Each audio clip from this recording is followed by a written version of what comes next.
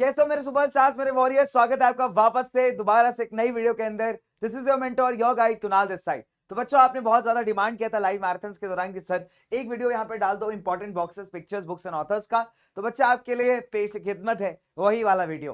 तो बहुत ही क्विकली हम लोग यहाँ पे सभी चीज को रिवाइज करेंगे, जितने भी इंपॉर्टेंट बॉक्सेस हैं, पिक्चर्स हैं, जितने भी बुक्स एंड ऑथर्स हैं, एट वन गो। ठीक है, तो फटाफट से यार इस वीडियो को लगा लेना और देख लेना, एकदम रट्टा मारने की जरूरत नहीं है। जो बताता जाऊंगा उसको सुनते जाना, बस दैट्स ऑल। ठीक है, चलिए तो लेट्स गेट स्टार्टेड। तो सबसे पहले हम लोग बात करेंगे यार पिक्चर बेस्ड क्वेश्चंस की। ये आदमी बहुत खुश है इसको देख करके।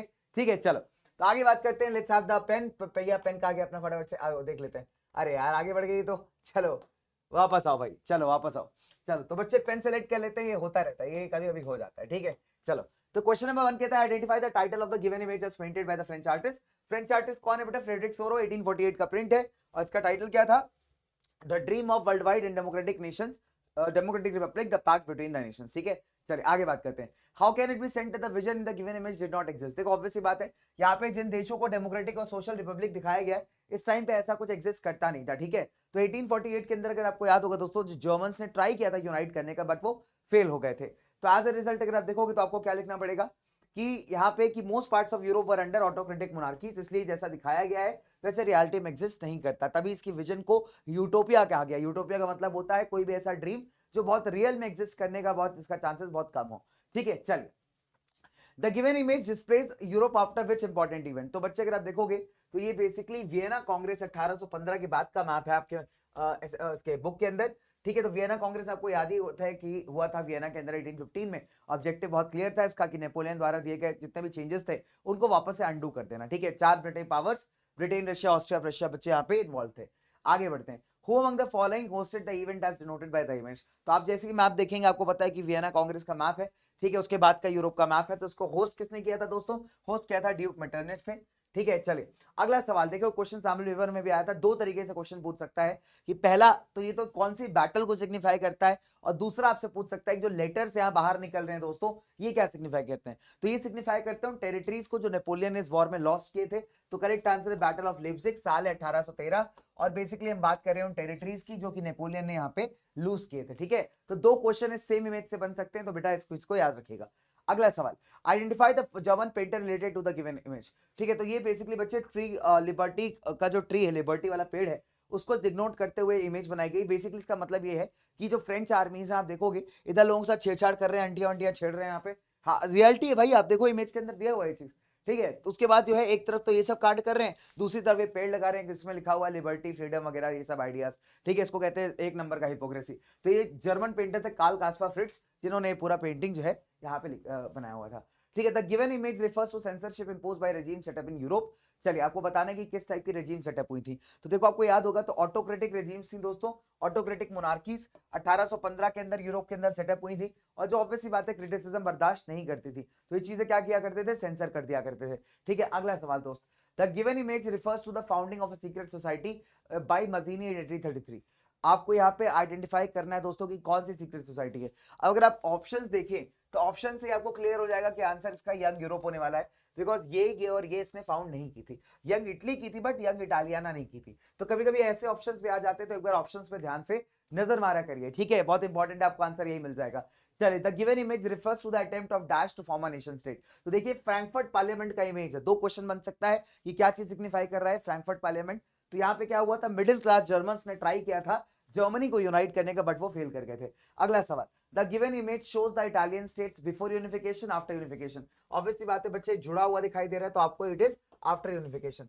अगला सवाल, the given image shows the allegory named. ये कौन सी एलिगरी बच्चे? ऑब्वियसली बात है जर्मनी की है, तो उसका नाम क्या है? जर्मेनिया है। ठीक है, अगला सवाल, the given map celebrates dash. ये क्वेश्चन बहुत इंपॉर्टेंट है दोस्तों, ये मैप बहुत इंपॉर्टेंट है बिकॉज कई बार क्वेश्चन आएगा। इससे दो तरीके का सवाल बन सकता है। देखिए नंबर 1, पहले तो पूछेगा कि किस चीज को सेलिब्रेट कर रहा है, तो सेलिब्रेट कर रहा है द ब्रिटिश एम्पायर को। दूसरी बात ये कहेगा कि इस मैप में ऐसी कौन सी बात है जो इसको कॉन्ट्रडिक्ट करती है। तो अगर आप देखेंगे ध्यान से दोस्तों, तो यहाँ पे ना ऊपर फ्रेटर्निटी लिखा हुआ है। ठीक है, तो ऑब्वियस सी बात है फ्रीडम लिखा हुआ है यहाँ पे। ठीक है, फ्रेटर्निटी लिखा हुआ है, फेडरेशन लिखा हुआ है, जो ऑब्वियस सी बात है बच्चे इसको कॉन्ट्रडिक्ट करती है। क्यों?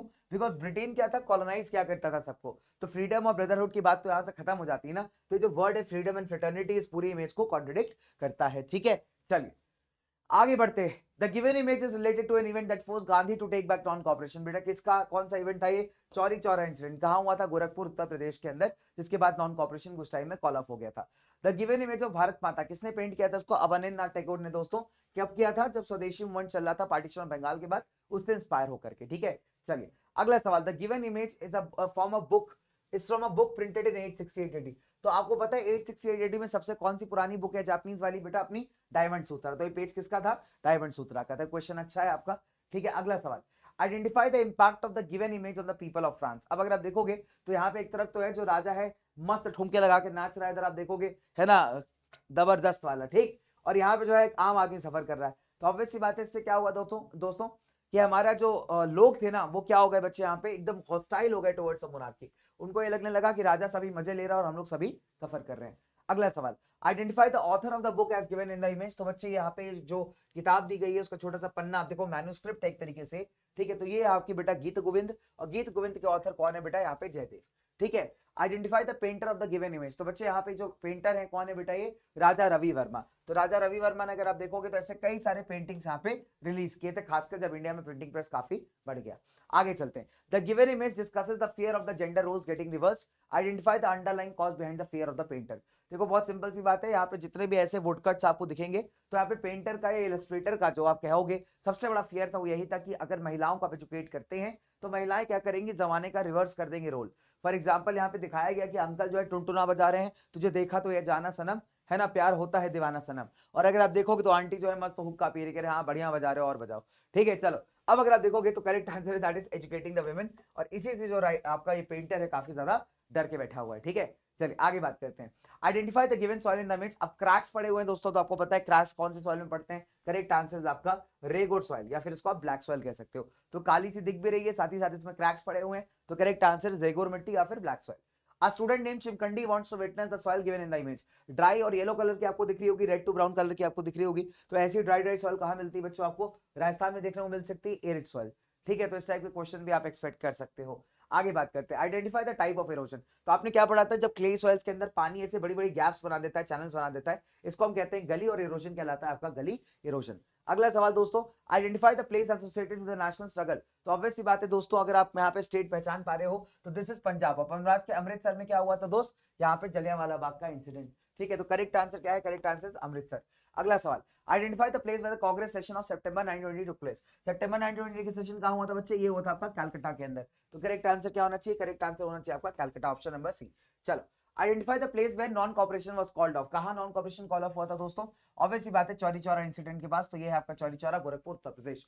ठीक है, तो correct answer Chauri Chaura, option number D. आगे चलते हैं। Identify the place in which Sri Lankan Tamils can be found in the given map. Sri Lankan Tamils आपको कहां देखने को मिलते हैं दोस्तों?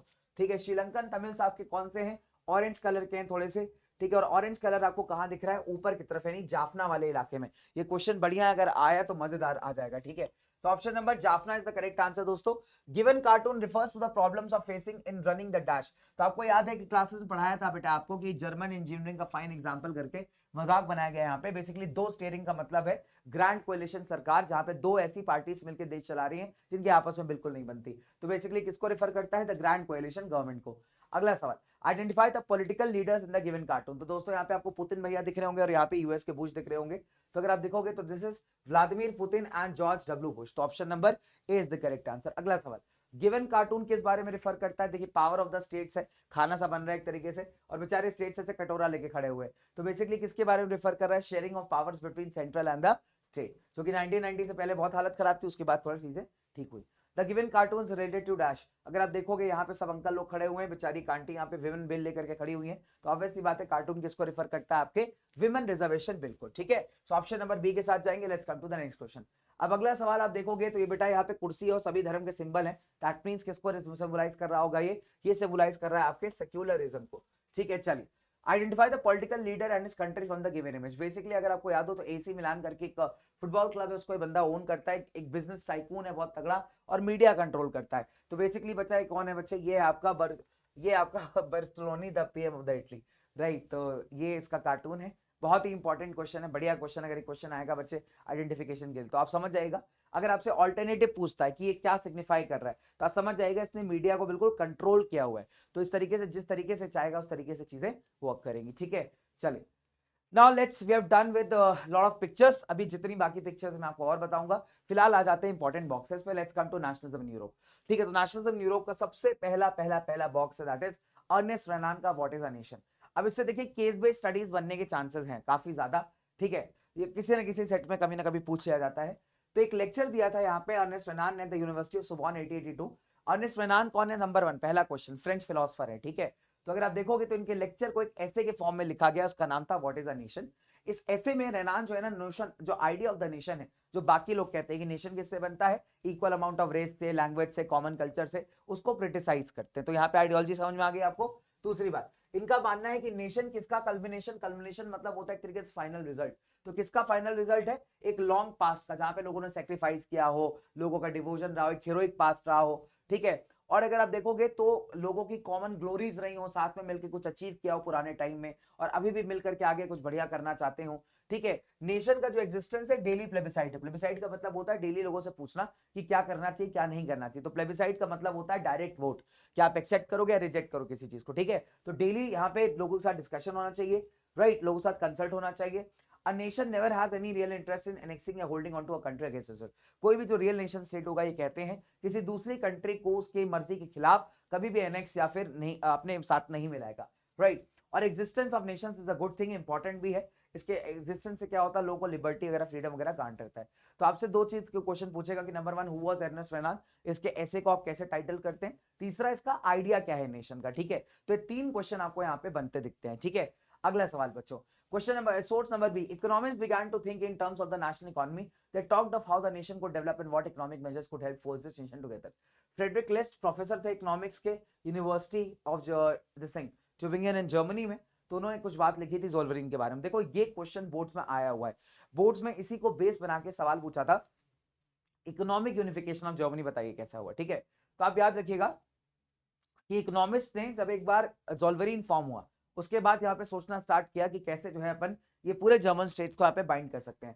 तो ये क्या कहते हैं कि एम ऑफ द ज़ोल्वेरिन क्या है, to bind economically the German states. ठीक है, सभी जर्मन स्टेट्स को इकोनॉमिकली बाइंड करना। इससे क्या होगा दोस्तों कि अपना नेशन स्ट्रांग होगा, साथ ही साथ अगर आप देखोगे जो नेशनल सेंटिमेंट है वो लोगों के अंदर यहाँ पे जनरेट होगा। तो आप देख सकते हो ना, जब लोगों को इकोनॉमिकली चीजें एकदम स्मूथ होना स्टार्ट हुई, ठीक है, एंड अगर आप देखोगे दोस्तों उसके बाद लोगों को फील होने लगा कि अगर पॉलिटिकली भी ऐसा हो जाए तो कितना सही हो जाएगा। अब इससे क्वेश्चन क्या बनेगा, now that's a very nice one, कि व्हाट इज ज़ोल्वेरिन, कब ये फॉर्म हुआ था, इसका एम क्या था, ये क्वेश्चंस आपके यहाँ से बन सकते हैं। अगला आते हैं बेटा, ग्रिम ब्रदर्स। ये क्वेश्चन आपके बोर्ड्स में आया हुआ है एज इट इज सवाल आया हुआ है दोस्तों, एज इट इज क्वेश्चन आया हुआ है। तो ग्रिम ब्रदर्स का बॉक्स इंपॉर्टेंट है। ग्रिम ब्रदर्स या ग्रिम फेरी टेल्स, अगर आप देखोगे तो ये दो भाई थे, जेकब एंड विलियम ग्रिम। इनका जन्म हुआ था जर्मन सिटी ऑफ हनाओ में 1785-86 में, और इन्होंने लॉ पढ़ा था। ठीक है, कुछ टाइम बाद अगर आप देखोगे तो उनको इंटरेस्ट आता है पुरानी कथाओं को कलेक्ट करने में। 6 साल इन्होंने ट्रैवल किया, गांव टू गांव लोगों से बातचीत की, फेरी टेल्स यानी इन्होंने लिखी, लोगों के एक्सपीरियंसेस को लिखा। और अगर आप देखोगे तो ये ऐसी कहानियां थी जो बच्चे बड़ों दोनों में पॉपुलर थी। 1812 में इन्होंने अपना पहला कलेक्शन पब्लिश किया था दोस्तों। एंड दोनों ब्रदर्स उसके बाद लिबरल पॉलिटिक्स में बड़े एक्टिव हो जाते हैं, स्पेशली जो मूवमेंट था for the freedom of the media या प्रेस। अब मीन टाइम में इन्होंने 33 वॉल्यूम का डिक्शनरी भी पब्लिश किया था जर्मन भाषा का। अब जो ग्रिम ब्रदर्स थे उन्होंने ये देखा कि जो फ्रेंच डोमिनेशन है वो जर्मन कल्चर को एक तरीके से थ्रेट है। इनका मानना था कि फोक टेल्स जो उन्होंने कलेक्ट किए वो जर्मन स्पिरिट को दिखाती है ना। उनके प्रोजेक्ट से बेटा फोक टेल्स कलेक्ट करने के और जर्मन लैंग्वेज को डेवलप करने के एक तरीके से इनका एफर्ट मान सकते हो फ्रेंच डोमिनेशन को अपोज करते हुए। तो ये क्वेश्चन यहाँ से आता है कि what did the Grimm brothers do to oppose the French domination. तो आप लास्ट पार्ट से आंसर लिख सकते हैं। ग्रिम ब्रदर्स कौन थे, इन्होंने कब पब्लिश किया टेल्स का कलेक्शन, 1812 में। ये 2-3 क्वेश्चन इससे बनने के चांसेस बनते हैं। अगला सवाल, how a liberty and equality for women to be defined. The liberal politician Carl Welcker elected member थे फ्रैंकफर्ट पार्लियामेंट के, अपने व्यूज को यहाँ पे क्या करते हैं, एक्सप्रेस करते हैं कि नेचर ने मेन एंड विमेन को जो है डिफरेंट फंक्शंस कैरी करने के लिए यहाँ पे क्रिएट किया है। मैन जो है स्ट्रॉन्गर है, बोल्डर है ना, और डेजिग्नेट किया गया as a protector of the family, और बाहर जाके काम धंधा करेगा, ये इन्होंने बता दिया। वुमन जो है वो वीकर है, डिपेंडेंट है मैन के ऊपर, एंड उसको प्रोटेक्शन चाहिए। हर स्फीयर इज द होम, तो उसका जो घर बार, जो उसका स्फीयर है, उसका वर्क ऑफ लाइफ है, उसका घर बार ही होना चाहिए दोस्तों। Do we require any further proof, क्या हमें और कोई फर्दर प्रूफ चाहिए कि दोनों के बीच इक्वालिटी जैसा कोई क्वेश्चन भी एग्जिस्ट करता है। ठीक है, तो अगर ऐसा हो गया तो भैया क्या होगा, पूरा हार्मनी वगैरह डिस्ट्रॉय हो जाएगा। तो ये कार्ल वेकर का आपका मतलब भाई नॉर्मल थिंकिंग है विमेन और मेन को लेकर के, तो ये आपको आइडियोलॉजी याद रखनी है, ठीक है। फिर लुई ऑटो पीटर्स, ये क्या थे, एक पॉलिटिकल एक्टिविस्ट थे, और इन्होंने एक विमेन्स जर्नल फाउंड किया था और एक फेमिनिस्ट पॉलिटिकल एसोसिएशन, ठीक है। जो पहला इशू था इनका, पहला मतलब पेपर जब आउट हुआ, तो उसमें इन्होंने एडिटोरियल लिखा, जो एडिटर्स लिखते हैं अपना, कि let us ask how many main possessed by thoughts of living and dying for the sake of liberty would be prepared to fight for the freedom of entire people. When asked this question, they would all say yes, though their untiring efforts are intended for benefit only half of humanity, that's men. ठीक है, तो इन्होंने क्या कहा, इन्होंने ज्यादा कंपैरेटिबल view का, इन्होंने कहा कि देखो जब मेन से लिबर्टी की बात करो तो कहेंगे हाँ हम तो लड़ने के लिए तैयार हैं, लेकिन किसकी लिबर्टी के लिए, वो अपनी ही लिबर्टी के लिए लड़ते हैं, मतलब वो कभी भी इक्वल राइट्स की बात करते ही नहीं है दोस्तों, ठीक है। तो यहाँ पे क्वेश्चन अगर लेट से आता है तो आपसे ये पूछ सकता है, मान लो आपको ये दे देगा और आपसे पूछेगा कि फ्रैंकफर्ट पार्लियामेंट में, है ना, so how would you analyse the role of women in Frankfurt parliament, तो विमेन क्या थी, सिर्फ ऑब्जर्वर्स थी, ठीक है। साथ ही साथ आप देखोगे कि अब कार्ल लेकर का व्यू क्या है विमेन को इक्वल राइट्स को लेकर के, ये आपको बताना है। तो वो मानते हैं कि ऑब्वियसली बात है, मैन एंड विमेन डिफरेंट है, विमेन का काम घर संभालना है, ना कि पॉलिटिकल सोशल राइट्स मानना, ठीक है। तो दैट इज वाई जो डिमांड है इक्वालिटी का बिल्कुल जस्टिफाइड नहीं है, तो इस तरीके से दिमाग लगा के आपको यहाँ पे आंसर लिखना है, ठीक है। चलिए अब आते भैया गरिबाल्डी के ऊपर, गरिबाल्डी का इंडिविजुअल क्वेश्चन भी आ सकता है, कोई मैंडेटरी नहीं कि गरिबाल्डी के ऊपर केस बेस्ड है, गरिबाल्डी पे इंडिविजुअल क्वेश्चन आने के चांसेस बनते हैं, ठीक है। गरिबाल्डी कहते हैं दोस्तों most celebrated Italian freedom fighter है, फैमिली एक ऐसी फैमिली से आते थे जो कोस्टल ट्रेड करती थी, ठीक है, मतलब व्यापार करती थी समुद्र के थ्रू, एंड ये खुद सेलर था मर्चेंट नेवी में। 1833 में इसकी मुलाकात मजीनी से होती है, तो यंग इटली मूवमेंट ज्वाइन किया और एक रिपब्लिकन अपराइजिंग में पिएडमोंट का जो इलाका था उसमें टेक पार्ट किया। अपराइजिंग सप्रेस हो गई, ये बेचारा भाग गया साउथ अमेरिका, वहां पे 1848 तक रहा। अब 54 में इसने विक्टर इमानुएल II को सपोर्ट किया इटालियन स्टेट्स को यूनिफाई करने के लिए। 1860 में गरिबाल्डी ने अपना फेमस एक्सपेडिशन लीड किया था, expedition of the 1000 to southern Italy, उसके में वॉलंटियर ज्वाइन करते रहे, अगर आप देखोगे तो लगभग 30,000 की इसकी फौज हो गई, ठीक है। इसको पॉपुलरली जो है रेड शर्ट्स कहा जाता था। इसके कंट्रीब्यूशन के बारे में पूछा जा सकता है, तो that is why this box is important. 1867 में गरिबाल्डी ने वॉलंटियर्स की आर्मी को लीड किया टिल रोम, क्या करने के लिए, लास्ट जो पापल स्टेट्स का इलाका था जहां पे फ्रेंच आर्मी खड़ी हुई थी उसको विन करने के लिए। बट अगेन रेड शर्ट्स अगर आप देखोगे तो फ्रेंच एंड पापल आर्मी को नहीं हरा पाए यहाँ पे। एंड 1870 में जाकर के जब वॉर होती है रशिया के साथ, तो फ्रांस अपनी ट्रूप्स यहाँ से हटाता है एंड फिर पापल स्टेट्स फाइनली ज्वाइन करता है इटली को। इसलिए मैंने क्लास में आपको बताया था कि देखिए इटालियन यूनिफिकेशन की हम बात जरूर करते हैं कि थोड़ा पहले कंप्लीट हो रहा है, लेकिन कुछ पार्ट्स ऐसे हैं जो अभी भी बचे हुए थे, and here is the answer, ठीक है। चलिए तो अगला, ये बहुत ही प्यारा क्वेश्चन है यार, इसे मैच द फॉलोइंग आपको आने को बहुत ज्यादा मिलता है, ठीक है। तो you may get a match the following from this, बहुत ही इंपॉर्टेंट है, ध्यान रखिएगा इस चीज का, ठीक है। चलिए तो ब्रोकन चेन्स का मतलब होता है फ्री होना, ब्रेस्ट प्लेट विद ईगल का symbol of the German empire, ठीक है। क्राउन ऑफ ओक लीव्स अपना हीरोइज्म है, तलवार होगा तो readiness to fight, olive branch अगर तलवार के पास पड़ी है तो मतलब कि आप रेडी हो क्या करने के लिए बच्चे, यहाँ पे पीस मेक करने के लिए। Black red and gold try colour liberal nationalist का फ्लैग था 1848 में, ठीक है, जिसको बाद में बैन कर दिया गया, और rays of the rising sun मतलब एक नया दौर शुरू हो रहा है, ठीक है। अगला टॉपिक नेशनलिज्म इन इंडिया दोस्तों, तो नंबर 1 सबसे पहला आ जाता है आपका सोर्स है, दैट इज गांधी जी का सत्याग्रह। तो दोस्तों सत्याग्रह पे क्वेश्चन डायरेक्ट पूछा गया है बोर्ड्स के अंदर, that is why it is very important. 3-4 pointer याद कर लीजिए, मोर देन सफिशिएंट है।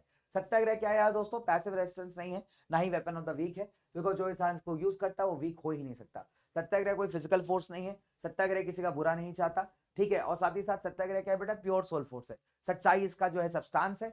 और साथ ही साथ अगर आप देखोगे इसी वजह से इसको हम लोग सत्याग्रह कहते हैं, because truth is the substance of the soul, तभी इसे सत्याग्रह कहा जाता है, ठीक है। इसके अंदर क्या है, नॉन वायलेंस और धर्म की जो लॉ है वो जलती है, मतलब फीलिंग आप समझ जाइए, ठीक है। तो सिंपल सी बात है, गांधी का मानना है कि इंडिया जो है ब्रिटेन को आर्म्स नहीं हरा सकता, मतलब आर्म्ड फाइट में नहीं हरा सकते हम, तो इसलिए बेटर है कि इंडियंस जो है वो क्या करेंगे, सत्याग्रह को फॉलो करेंगे, और यहाँ पे मेक श्योर करेंगे सामने वाला रियलाइज करे कि वो गलत कर रहा है। अगला सवाल, दिस इज वेरी इंपॉर्टेंट, तो सत्याग्रह के समझ में आया दोस्तों, या तो डायरेक्ट क्वेश्चन आपको एज इट इज पूछ लेगा, अगर सोर्स देके दिया तो बहुत अच्छी बात है, नहीं दिया तो एज इट इज आपको पूछ सकता है। अगला, दिस इज वेरी इंपॉर्टेंट, आपने देखा होगा क्रोनोलॉजी वाले क्वेश्चन में आता था कि 1928 में सरदार वल्लभ भाई पटेल जी ने एक पीजेंट मूवमेंट को लीड किया था बारदोली में। तो बारदोली कहां पड़ता है दोस्तों, गुजरात के अंदर पड़ता है, किसके अगेंस्ट, लैंड रेवेन्यू के बढ़ाए जाने के अगेंस्ट, इसको हम बारदोली सत्याग्रह के नाम से भी जानते हैं, ठीक है। अब अगर आप देखोगे तो वल्लभ भाई पटेल जी की सक्सेसफुल लीडरशिप का एक बहुत अच्छा एग्जांपल है, स्ट्रगल को बहुत ज्यादा पब्लिसाइज किया गया दोस्तों, और आप देखोगे काफी सारा इसको सपोर्ट भी मिला।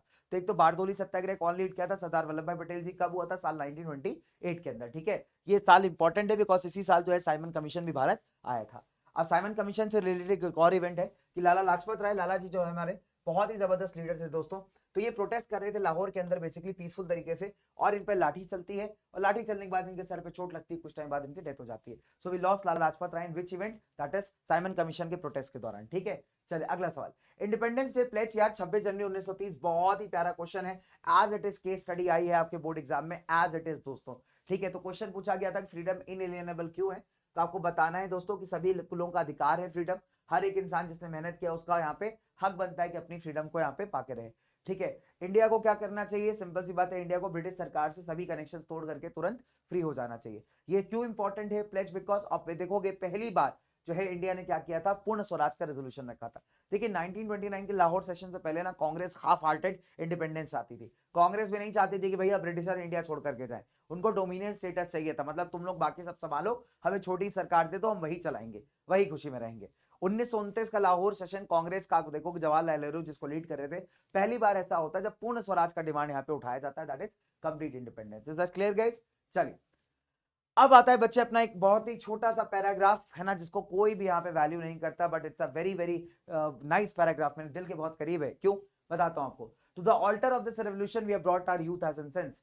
अब अगर आप देखोगे तो यहाँ पे रेवोल्यूशन की बात की गई है, यहाँ पे क्रांतिकारियों की बात की गई जिन्होंने अपनी लाइफ को सैक्रिफाइस कर दिया for the good of the nation. ठीक है, चलिए अब कई सारे नेशनल्स को ये लगा कि जो ब्रिटिश के अगेंस्ट स्ट्रगल है उसको आप नॉन वायलेंस से नहीं जीत सकते, तो 1928 में, देखिए साल याद रखिएगा दोस्तों, 1928 में फॉर्मेशन होता है एचएसआरए का। तो आप देखिए तीन इवेंट आपको यहाँ पे मिल गए, लाला लाजपत राय का लाठीचार्ज और डेथ, आपका साइमन कमीशन और एचएसआरए का फॉर्मेशन। ठीक है, हिंदुस्तान सोशलिस्ट रिपब्लिकन आर्मी कहाँ फाउंड हुई थी बेटा, फिरोज शाह कोटला ग्राउंड दिल्ली में, जब अभी अभी आपका एक क्रिकेट स्टेडियम है अरुण जेटली वाला। ठीक है, चलिए तो फिलहाल उस टाइम उसको फिरोज शाह कोटला कहते थे दोस्तों। अब लीडर्स कौन थे, भगत सिंह, जतिन दास, अजय घोष, ये याद रखिएगा कौन कौन से लीडर्स थे इसके, भगत सिंह जी, शहीद भगत सिंह जी, जतिन दास एंड अजय घोष। ठीक है, कहाँ फॉर्म हुई थी, दिल्ली के फिरोज शाह कोटला में। ठीक है, एक series of dramatic actions in different parts of India, HSRA ने कुछ सिंबल्स ऑफ ब्रिटिश पावर को टारगेट किया। अब अप्रैल 1929 में जब भगत सिंह एंड बटुकेश्वर दत्त ने लेजिस्लेटिव असेंबली में बम फेंका था तो उनको अरेस्ट कर लिया गया। हालांकि अगर आप देखोगे तो इनको बड़ा गलत तरीके से पोर्ट्रे किया गया। ठीक है, भगत सिंह जी ने बम फेंका ना, उसमें किसी का नुकसान नहीं हुआ था, बम बहुत माइन्यूट था, फेंका इसलिए था ताकि ब्रिटिश सरकार के जो कान बंद पड़े हुए हैं उस कान पे थोड़ा सा जो है ना जूरेंगे, मतलब उस कान पे जो है ना कुछ सुनाई दे उनको, so that was the whole objective. ठीक है, सेम ईयर में अगर आप देखोगे लॉर्ड इरविन जिस ट्रेन में ट्रैवल कर रहा था उसको उड़ाने का ट्राई किया गया। भगत सिंह जी बच्चा सिर्फ 23 साल के थे जब इनको ना कॉलोनियल गवर्नमेंट ने फांसी की सजा सुना दी थी। अब अगर आप देखोगे अपने ट्रायल के टाइम पे भगत सिंह ने क्लियरली कहा कि मैं cult of bomb and pistol को यहाँ पे ग्लोरीफाई नहीं करता, बट मैं समाज में रेवोल्यूशन चाहता हूँ। रेवोल्यूशन क्या है, एक इनएलिएनेबल राइट है, हर एक इंसान का अधिकार है एक तरीके से, फ्रीडम जो है हर एक इंसान का बर्थ राइट है, जो लेबरर है जो मजदूरी करता है आदमी वो रियल समाज का सस्टेनर है। ठीक है, और to the author of this revolution, revolution के क्रांति के इस मंदिर पे हम अपना यूथ अपनी जवानी लेकर के आए हैं दोस्तों, और उसको सेक्रीफाइस करने से हम पीछे नहीं हटेंगे, इनकलाब जिंदाबाद। ठीक है, so that is why this is very very important and close to my heart. सबसे कॉम्प्लेक्स, मैं ऑनेस्टली बता रहा हूं बेटा, अगर ये सोर्स पेपर में आ गया, अगर ये सोर्स पेपर में आ गया तो सबसे पहले तो तुम्हें इंग्लिश इंग्लिश खेलना पड़ेगा इसके साथ, बिकॉज इस सोर्स का ना लैंग्वेज थोड़ा सा डिफिकल्ट है ना, लैंग्वेज बड़ा खराब है भाई साहब इसका। चलिए आइए समझाता हूँ कैसे।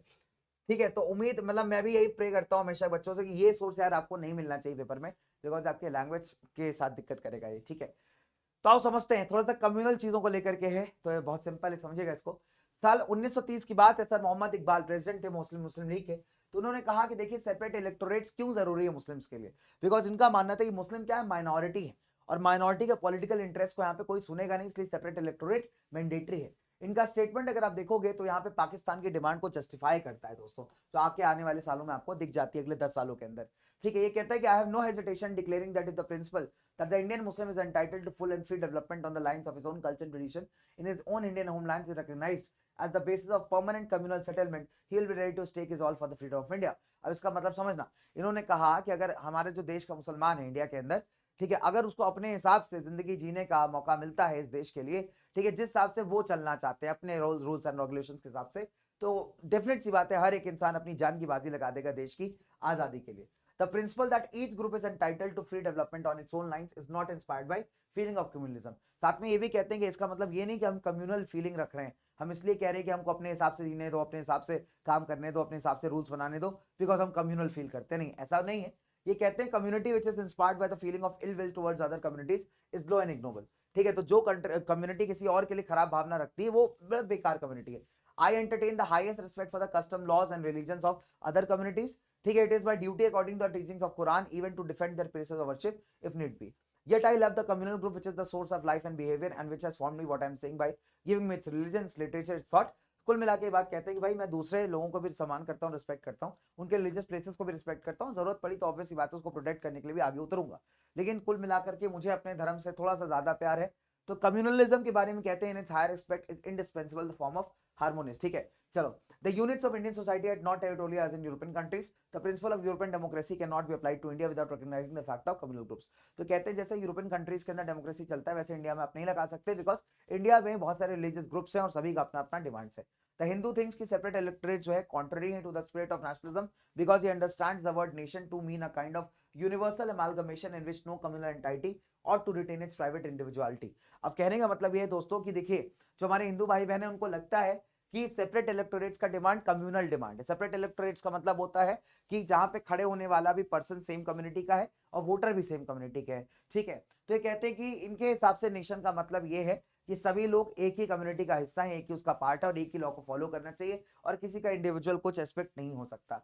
ठीक है, तो अगर आप देखोगे India is the land of racial and religious variety and according to this general economic inferiority जो मुस्लिम्स की है, उनका जो डेप्थ है स्पेशली पंजाब वगैरह के अंदर है ना, और कई जगह तो मेजोरिटी भी नहीं है ना, तो इंपॉर्टेंट है हमारे लिए कि सेपरेट इलेक्टोरेट्स एक तरीके से श्योरिटी एंड गारंटी हो जाएगा पॉलिटिकल राइट्स का। अब यहाँ पे आपको 2 से 3 क्वेश्चन बनेगा और बड़ा ट्रिकी बनेगा। ठीक है, क्वेश्चन आपसे ये पूछेगा कि सवाल ये बताइए कि यहाँ पे आप कितना जस्टिफाई करते हैं यहाँ पे किसके आइडिया से, मोहम्मद इकबाल के आइडिया से। या ये आपसे पूछेगा कि how does Mohammad Iqbal justify the demand of separate electorates. फिर आपसे ये पूछेगा कि व्हाट कैन यू सेंस। तो आपको पता है कि पाकिस्तान बनने का जो है आइडियोलॉजी यहाँ से कहीं ना कहीं स्टार्ट हो चुका है। ठीक है, और what is the difference in understanding of the nation, कि यार नेशन जो है कैसे अंडरस्टैंड करते हैं बाकी लोग इंडिया के। ठीक है, और ये आपसे 2-3 क्वेश्चन पूछेगा तो आपको बता देना है इनके आइडियल्स पे कि पाकिस्तान का डिमांड है। दूसरी बात जो है इनका मानना ये है क्योंकि आप माइनॉरिटी ग्रुप हो तो इंपॉर्टेंट है कि अपने इंटरेस्ट को सेफ गार्ड करने के लिए सेपरेट इलेक्टोरेट्स होने चाहिए। इसका मतलब ये नहीं कि हमारे अंदर कम्युनल थॉट है, हम इंडिया के ही निवासी बट हम चाहते हैं कि अपने हिसाब से चीजों को चलाएं। तो ये आइडियोलॉजी इसकी आपको प्रेजेंट होते हुए दिख जाएगी। ठीक है, क्विट इंडिया मूवमेंट दोस्तों बहुत ही प्यारा है। देखो इससे क्वेश्चन कभी आने के चांसेस है, बट आ गया तो बहुत अच्छी बात है, कोई दिक्कत नहीं, बहुत आसान है। देखो मैं इसको बेसिक आपको बता देता हूँ। देखो जब ये आया था 1942 के अंदर, क्विट इंडिया जब स्टार्ट हुआ उस टाइम पे चल रहा था वर्ल्ड वॉर 2। ठीक है, इसको स्टार्ट होने से पहले ना क्रिप्स इंडिया मिशन आता है भारत में जिससे कि इंडिया का सपोर्ट मांगा जा सके वर्ल्ड वॉर 2 में, बट इंडिया मना कर देता है, यहाँ की पार्टीज मना कर देती हैं।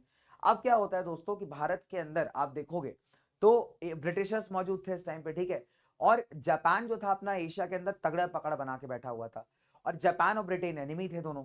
तो गांधी और बाकी कांग्रेस वालों को लगा कि अगर ब्रिटेन भारत में रहा तो हाई पॉसिबिलिटी कि जापान भारत को इन्वेड कर सकता है और वो इन्वेजन भी बहुत तगड़ा ही होगा फिर।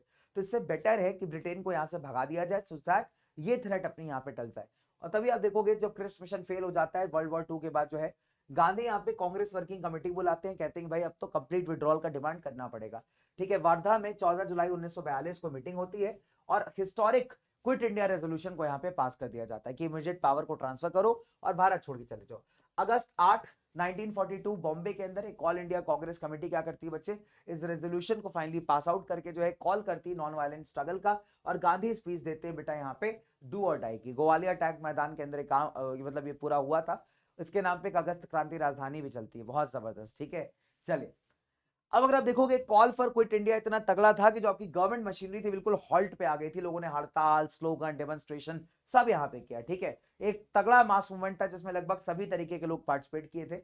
वो बात अलग है बच्चे की ब्रूटली रिप्रेस किया गया था। मतलब अब ये मान लीजिए 1857 के बाद अगर सबसे ब्रूटल रिप्रेशन कहीं पे हुआ है तो वो क्विट इंडिया मूवमेंट में हुआ है। ठीक है, हालांकि एक पॉजिटिव ये था कि कई नए लीडर्स आपको दिखते हैं, जैसे आपके जयप्रकाश नारायण, अरुणा आसफ अली हो गई, राम मनोहर लोहिया हो गए, मतंगनी हजरा बंगाल की हो गई, कनकलता बरुआ आसाम की हो गई, है ना, रामा देवी उड़ीसा की हो गई। ये 3 इंपॉर्टेंट याद कर लीजिएगा। ठीक है, तो ब्रिटिश ने क्या किया, सप्रेस कर दिया इस मूवमेंट को, बट अगेन ये पता चल गया कि बहुत टाइम तक हम रूल नहीं कर पाएंगे। The making of the global world पे आते हैं फाइनली इससे एक ही बॉक्स इंपॉर्टेंट है बायोलॉजिकल वॉरफेयर का। तो ये किससे रिलेट करेगा, ये रिलेट करेगा आपके अमेरिका के कॉलोनाइजेशन से। ठीक है, कि पोर्तुगल स्पेन ने क्या किया था, अमेरिका को कॉलोनाइज किया था, कैसे किया था, बिना किसी मिलिट्री वेपन का इस्तेमाल करके, बायोलॉजिकल वॉरफेयर से, स्मॉल पॉक्स का वायरस रिलीज करके, जिससे कि अमेरिकन पॉपुलेशन उसके बारे में ऑब्वियसली बात उनके पास कोई वैक्सीनेशन नहीं था, तो अमेरिकन पॉपुलेशन उसको कुछ नहीं कर पाती, उसके अगेंस्ट रिस्पॉन्ड कर ही नहीं पाती। तो ये लोग क्या करते हैं, पोर्तुगल और स्पेन स्मॉल पॉक्स का वायरस जो है छोड़ देते हैं भाई वहां पे, और बड़ी संख्या में लोग मरते हैं। राइट, तो कॉलोनाइजेशन ऑफ अमेरिका से रिलेटेड है। तो जॉन विंथॉर्प जो सबसे पहले गवर्नर थे कहाँ के, Massachusetts Bay colony New England के, ये लिखते हैं 1634 में कि small pox signal God's blessing for the colonist. The natives, natives मतलब अमेरिका की बात की जा रही है, they were all dead of small pox, so at the Lord had cleared a title to what we possess. देख रहा कितना बेशरम आदमी है, कह रहा है ऐसा लग रहा है कि स्मॉल पॉक्स का वायरस तो कॉलोनाइजर्स के लिए एक ब्लेसिंग जैसा है। लगभग जहां पे हम कॉलोनाइज करने जा रहे हैं सभी लोग निपटा दिए हमने स्मॉल पॉक्स वालों को, तो इसके चक्कर में सब लोग निपट चुके, सब मतलब मर चुके हैं। अब वहां पे कंट्रोल करना बहुत आसान हो गया, बहुत ईजी हो गया, राइट। चलिए, print culture in the modern world, भाई ये इसका भरमार है यार बेटा, इसका बुक्स एंड ऑथर्स, इसका पिक्चर्स एंड ऑल सभी चीज का भरमार है दोस्तों ये। ठीक है चलिए, तो belonging to the mid 13th century, भाई इससे क्वेश्चन आ जाते हैं बहुत सारे, मतलब आप मान के चलो सीधा सीधा इमेज से उठा के इन्होंने सोर्स बेस दे दिया है। ठीक है, तो अगर आप देखोगे त्रिपिटका कोरियाना, त्रिपिटका कोरियाना क्या है, बुद्धिस्ट स्क्रिप्चर्स का एक तगड़ा कलेक्शन है। आप देख सकते हो 80,000 वुड ब्लॉक्स के ऊपर इसको लिखा गया है, और ये भी UNESCO memory of the world register के अंदर रजिस्टर कर दिया गया है। ठीक है, तो त्रिपिटका कोरियाना क्या है बच्चों, it's a Korean collection Buddhist scriptures का, कितने वुड ब्लॉक्स पे लिखी गई है, करीब 80,000 वुड ब्लॉक्स पे, कि डेट क्या है इसका 13th सेंचुरी का। ठीक है, तो आएगा तो ऑब्वियस सी बात है आपको पूछेगा बाय सोर्स बेस्ड। दूसरा जीकी जी, तो क्वेश्चन आपका आया हुआ था, बहुत प्यारा क्वेश्चन था। जीकी जी का इंपॉर्टेंस क्या है कि भैया वर्ल्ड का ओल्डेस्ट एग्जिस्टिंग बुक है, जिसे मूवेबल मेटल टाइप से जो है यहाँ पे लिखा गया था। बुद्धिज्म में कंट्रीब्यूशन क्या है कि ज़ेन बुद्धिज्म के फीचर्स को बताती, करीब 150 मॉन्क्स इंडिया चाइना कोरिया के इसमें मेंशन्ड है। 14th सेंचुरी में प्रिंट की गई थी, पहला वॉल्यूम अवेलेबल नहीं है, second volume national library of France में। क्यों इंपॉर्टेंट है, क्यों इसको UNESCO memory of the world register में डाला गया, बिकॉज इस वर्क ने यहाँ पे इंपॉर्टेंट टेक्निकल चेंज को बताया था कि इंपॉर्टेंट टेक्निकल चेंज यहाँ पे हुआ है, that is what it told. ठीक है, अगला सवाल ये भैया क्वेश्चन आया हुआ है भाई, बहुत गजब। Erasmus fear of the, it's a Latin scholar, तो भैया एक लैटिन स्कॉलर और कैथलिक रिफॉर्मर थे, ये चाहते थे कैथलिसिज्म के अंदर जो कैथोलिक समाज था क्रिश्चियनिटी का, उसके अंदर जो बुराइयां हैं उसको ठीक किया जा सके। तो इरास्मस एक लैटिन स्कॉलर कैथलिक रिफॉर्मर जो कहते हैं कि यार एक्सेसिव ऑफ कैथोलिसिज्म खराब है, लेकिन वो बात अलग है कि मार्टिन लूथर से थोड़ी दूरी बना के चलते हैं। ये कहते हैं to what corner of the world they know not fly the swarms of the new books, है ना। अब अगर इसका मैं बेसिक आपको बता दूं, उसका आइडियोलॉजी ये है कि इरास्मस के हिसाब से पहली बात तो क्वेश्चन आएगा कि इरास्मस कौन है, आप कहोगे लैटिन स्कॉलर और कैथलिक रिफॉर्मर। ठीक है, तो इरास्मस का लूथर के साथ रिलेशन क्या है, कोई रिलेशन नहीं है। ये क्रिटिसाइज करते हैं एक्सेस ऑफ कैथोलिसिज्म को, बट लूथर से अपने आप को दूर रखते हैं। इनका आइडिया क्या है बुक्स को लेकर के, कहते हैं कि बुक्स में से कुछ ही बुक्स ऐसी हैं जो कंट्रीब्यूट करती हैं, बाकी जितनी बुक्स हैं यूजलेस हैं, और ज्यादातर लोगों के अंदर इरिलीजियस थॉट और सरकार के अगेंस्ट जाने वाली यानी सिडिशियस थॉट्स को यहाँ पे पैदा करती हैं। ठीक है, तो यही इसका पूरा सार है। आगे बढ़ते हैं, मर्सियर वाला क्वेश्चन तो बेटा आ चुका है। मर्सियर बावला आदमी था अपने जमाने का, बहुत खतरनाक गजब बावला आदमी था यार ये। तो this is how Mercier describes the impact of the printed world. अब इसको बहुत अच्छे से समझना, बिकॉज ये जो पैसेज आता है ना बेटा, इसमें पूरा अंग्रेजी का खेल रहता है। ठीक है, तो यहाँ पे मर्सियर कहता है कि जिसने मुझे पढ़ते हुए देखा होगा, मुझे कंपेयर कर सकता है एक ऐसे इंसान से जो पानी मतलब बहुत प्यासा है और खटाखट खटाखट पानी पीता चला जा रहा है। तो this shows the immersive nature of Mercier, ये क्वेश्चन याद रखिएगा वर्ड का, कि इमर्सिव नेचर दिखाया गया है मर्सियर का, कैसे, इस कंपैरिजन से। ठीक है, लाइटिंग माय लैम्प, तो उस टाइम पे लालटेन हुआ करता था, तो अपने लैम्प को एक्स्ट्रा कॉशन के साथ जलाता है और अपने आप को हंग्रीली रीडिंग में फेंक देता है, मतलब पढ़ने लग जाता है तुरंत, ऐसा समझ लीजिए। ठीक है, easy eloquence effortless animated carried me from one page to next without my noticing it। तो कहता है मैं इतना खो गया पढ़ने में कि मैं देख ही नहीं पा रहा हूँ, एक पन्ना दूसरा पन्ना तीसरा पन्ना कब का पलटता चला गया। फिर जो है क्लॉक बजी, टन, घंटा बजा, घंटा भी इस आदमी को सुनाई नहीं दिया। ठीक है, एंड अगर आप देखोगे and I heard nothing, my lamp began to run out of oil, तो अगर देखोगे इसका लैम्प में तेल भी खत्म हो रहा था, उसके ऊपर का जो बत्ती होता बेटा वो भी खत्म होता जा रहा था, लेकिन ये पढ़ता गया पढ़ता गया पढ़ता गया, तभी कह रहा हूँ बावला आदमी है ये। ठीक है, I could not even take time, तो ये इतना मतलब ज्यादा डूब जाता है पढ़ाई में, तो आप देखोगे कि मुझे इतना भी समय नहीं मिलता कि मैं अपने तेल की बत्ती जो लैंप होता है उसको बदल दूं। ठीक है, और अगर आप देखोगे हाउ दोस न्यू आइडियाज, तो कैसे इंटेलेक्चुअली डेवलप हो रहे हैं, कह रहे हैं कि यार मेरे आइडियाज जो हैं ये नए नए मेरे ब्रेन में घुस रहे हैं और मेरी इंटेलिजेंस इसको एक्सेप्ट भी कर रही है। ठीक है, तो कुल मिलाकर के ये है बेटा आपकी पूरे समरी, इसका सार, तो ये दिमाग में बैठा लो और बस बढ़िया से अंग्रेजी में इसको आंसर लिख देना है। ठीक है, चलिए अब ये बेटा ये भी आपका एज इट इज उठकर पेपर में आ गया है। एक बच्चे को मैंने देखा था एक जगह कमेंट करके लिख रहा है, अरे प्रिंट कल्चर तो मैंने पढ़ा ही नहीं था। उसको सपोर्ट करते हुए एक और बालक कह रहा है, अरे मैंने लास्ट ईयर नहीं पढ़ा था। बेटा ये जो हवाबाजी तुम लोग कर रहे हो ना, प्रिंट कल्चर नहीं पढ़ा था। ठीक है, तो बेटा ये ईमानदारी से, जो खासकर तुम सीनियर जूनियर को सलाह देते हो, यार मैंने भी नहीं पढ़ा था भाई, तो बेटा एक बार ईमानदारी से नंबर भी बता देना अपने, है। मतलब तुम प्रिंट कल्चर लास्ट के 3 4 5 साल उठा के देख लो, लगातार केस बेस्ड स्टडी आया है, तो तुम नहीं पढ़ के गए तो सवाल तो हिला नहीं होगा तुमसे वहां पे। मतलब ज्ञान किसी को ऐसा दो कि दूसरे का नुकसान ना हो, है बेटा। तुम तो मजे ले गए, दूसरे का नुकसान करे जा रहे हो तुम। चलो फिलहाल हम वापस आते हैं, तो कृष्णा जी त्रिम्बक जी राणा थे, मैंने एक क्वेश्चन मैराथन में भी डिस्कस किया हुआ है दोस्तों। तो यहाँ पे मराठी लैंग्वेज में एक न्यूज़पेपर स्टार्ट करना चाहते हैं। ठीक है, जिससे लोकल इंटरेस्ट के सभी टॉपिक्स जो है बेटा यहाँ पे उसमें डालेंगे। हर कोई इसमें कंट्रीब्यूट कर सकता है, और अगर कोई पैसे वैसे से भी सपोर्ट करना चाहे तो वो भी यहाँ पे कर सकता है। ठीक है, चल अब यहाँ पे task of the native newspapers को यहाँ पे ऑपोजिशन से क्यों कंपेयर किया गया है, ये क्वेश्चन इसमें आया था। तो ऑब्वियस सी बात इसलिए किया गया है बिकॉज जैसे ऑपोजिशन सवाल उठाती है, सरकार की गलतियां गिराती है, उसको ठीक करने का राह बताती है, the same thing can be done by the newspapers as well. ठीक है, चलिए तो ये हो गया भाई। तो न्यूज़पेपर्स याद रखिएगा, क्वेश्चन आता है कि कैसे कनेक्ट करते हैं थ्रू आउट द पीपल। ठीक है, तो न्यूज़पेपर्स जब भारत पब्लिश होना स्टार्ट हुए तो उन्होंने कई सारी जो चीजें थी ना बेटा, वो कई सारी न्यूज जो थी वो लोगों तक पहुंचाना स्टार्ट की थ्रू आउट द कंट्री। ठीक है, तो एक तरीके से कहते हैं ना, पैन इंडिया आइडेंटिटी न्यूज़पेपर्स ने क्रिएट कर दी, ऑल इंडिया लोगों को यूनाइट करना स्टार्ट कर दिया। एक बार मैं गंदे रूम फ्रेशनर को बंद कर दूं भाई, बहुत घातक रूम फ्रेशनर यार, आदमी ही बेहोश कर दे कम से कम। चलो आगे बात करते हैं ना। सोरसी बेगम रुकैया सखावत हुसैन, ठीक है, एक नोटेड जाने मानी एजुकेशनिस्ट थी, लिटरेरी फिगर थी। अब ये किस बारे में अपोज करते हैं, देखो विमेन एंड एजुकेशन से क्वेश्चन है, बहुत ही इंपॉर्टेंट टॉपिक है, प्रिंट कल्चर का क्वेश्चन बनता है इससे कई बार। ठीक है, तो यहाँ पे अगर आप देखोगे तो ये कहती हैं, क्रिटिसाइज करती हैं उन मेन को जो रिलीजन का हवाला देके रिलीजन के नाम पे जो महिलाओं को पढ़ने लिखने से रोकते हैं। ठीक है, चलिए तो ये बंगाल विमेन एजुकेशन कॉन्फ्रेंस को एड्रेस कर रही थी कि opponents of female education say that women will become unruly, बर्बाद हो जाएंगी लड़कियां। सी they call themselves Muslims and yet go against the basic tenet of Islam, which gives women an equal right to education. If men are not led astray once educated, why should women? ठीक है, तो simple सी बातें कहती हैं कि जो लोग कहते हैं ना कि धर्म अलाउ नहीं करता, तो उनको पढ़ना चाहिए कि इस्लाम का टेनेट है कि भाई इक्वल अधिकार मिलना चाहिए महिलाओं को और मेन को। ठीक है, और साथ ही साथ कहती है कि अगर मेन बर्बाद नहीं हुए पढ़ाई लिखाई करके तो विमेन कैसे हो जाएंगी। तो आपको इनके व्यूज पूछ सकता है, ये पूछ सकता है बेगम रुकैया सखावत हुसैन क्या थी और किसी चीज को क्रिटिसाइज करती थी, राइट। तो ये याद रखेंगे बच्चे अपन। अब आ गया बच्चे, ये देखो एग्जैक्ट उठ करके क्या आया था, एग्जैक्ट आपका बच्चे यहाँ पे केस स्टडी आया था। ठीक है, तो अपन ने सॉल्व भी किया हुआ है। The power of the printed word is most often seen in the way government seem to related. Colonial government continuously track रखा करती थी सभी किताबें न्यूज़पेपर्स का जो इंडिया में पब्लिश किए जाते थे, और कई सारे लॉज पास किए थे इसने इंडिया के प्रेस को कंट्रोल करने के लिए। पहला क्वेश्चन यही था कि ट्रैक कैसे रखती थी। तो आप कई सारे एग्जांपल्स दे सकते हो यहाँ पे, फॉर एग्जांपल आपका वर्नाकुलर प्रेस एक्ट का आप एग्जांपल ले सकते हैं यहाँ पे। फिर ये वाला एग्जांपल ले सकते हो कि जो डिफेंस ऑफ इंडिया रूल आया था, तो 22 न्यूज़पेपर्स को कहा गया कि अपनी सिक्योरिटी दीजिए, जमानत दीजिए, इसमें से 18 बंद हो गए और इन्होंने गवर्नमेंट ऑर्डर्स को कंप्लाई नहीं किया। फिर जो सेडिशन कमेटी की रिपोर्ट थी, आपको याद होगा मैंने राउलेट एक्ट पढ़ा था, तो राउलेट एक्ट को, जो राउलेट कमीशन है दोस्तों, उसको पहले सेडिशन कमेटी बोलते थे हम लोग, राउलेट जस्टिस सिडनी रॉबर्ट्स को लीड कर रहे थे, तो वहां से नाम राउलेट एक्ट फेमस हो गया। ठीक है, तो 1919 में फर्दर क्या करता है, वे न्यूज़पेपर्स के ऊपर पेनाल्टीज डालना शुरू कर देता है, तो ये भी एक तरीका है कंट्रोल करने का। At the outbreak of second world war जो defence of India act pass हुआ था बच्चे, उससे क्या हुआ, रिपोर्ट्स जितने भी वॉर रिलेटेड टॉपिक्स भी थे सब सेंसर हो गए, मतलब सरकार चेक करेगी फिर पास होगा। आज जितनी भी रिपोर्ट से क्विट इंडिया के बारे में बच्चे, वो भी अगर आप देखोगे तो सेंसर हो जाती है। अगस्त 1942 में करीब 90 न्यूज़पेपर्स को यहाँ पे दबा दिया गया था।